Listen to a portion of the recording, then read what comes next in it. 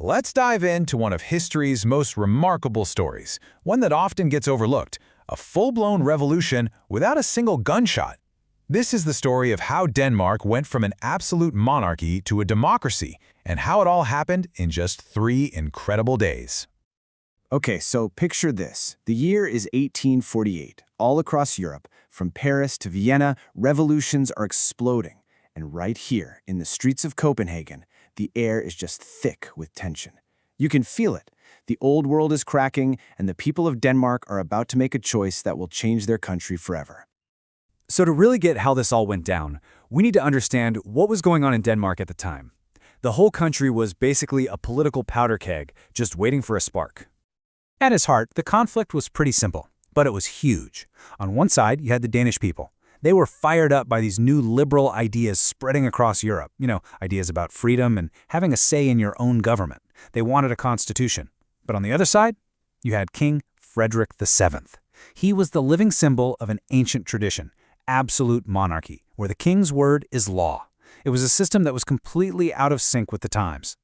And if that wasn't enough, what really threw gasoline on the fire was this super complicated territorial dispute over 2 duchies, Schleswig and Holstein. Now, this wasn't just about a piece of land. It was all tangled up in national identity, and it basically pushed the tension to a breaking point. It forced everyone to pick a side. So with the whole country on edge, the citizens of Copenhagen decided, all right, enough talk, it's time to do something. Everything really kicks into gear on the evening of March 20th. A massive public meeting goes down at the Casino Theater. And this wasn't just a random protest, it was a strategic move. Later that same night, the national liberal leaders, these were the guys really pushing for democracy, got to work, hammering out a clear set of demands for the king. By the next morning, it was official. The city's representatives were going to march to the palace and deliver the message in person. And look, these weren't polite suggestions. They were revolutionary. First up, get rid of the current government. Second, bring in a new government that actually represents the people. And third, the big one, the absolute deal breaker, a free, democratic constitution that would end absolute rule for good. So they had their demands, they had the public on their side, and their minds were made up. There was only one thing left to do. They had to take their case right to the king's front door. And on March 21st, this enormous crowd, we're talking somewhere between 15 and 20,000 people, marched right through Copenhagen toward Christiansborg Palace. But here's the crucial part. This wasn't an angry mob with torches and pitchforks. It was an organized, determined, and, most importantly, a peaceful parade of citizens. Can you just imagine the atmosphere? As this massive crowd gets closer and closer to the royal palace, everyone is just holding their breath. What is the king going to do? Is he going to call out the guards? Is he going to meet this with force like so many other kings in Europe were doing? Or is he actually going to listen?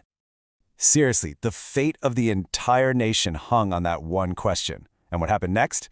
Well, it's something absolutely nobody could have predicted. And here it is, the incredible twist in the story.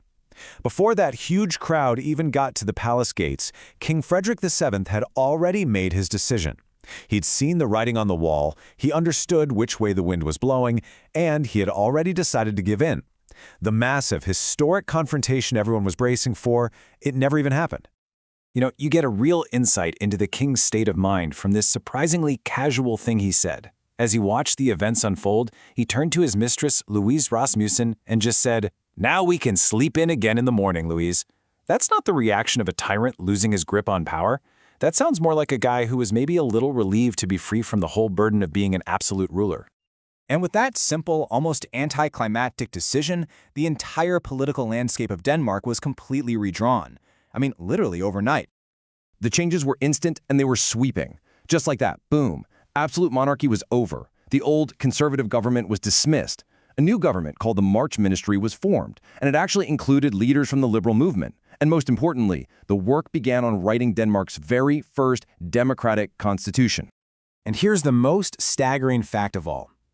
While other revolutions in 1848 were drowning cities in blood, the Danish Revolution remained completely peaceful. The number of casualties? 0. Not a single one. It's a fact that just sets this story apart from almost any other in history. So, in the end, Denmark was transformed not by violence, not by civil war, but by the undeniable power of a unified people and a pragmatic king who actually chose to listen. It leaves us with a really fascinating question, doesn't it?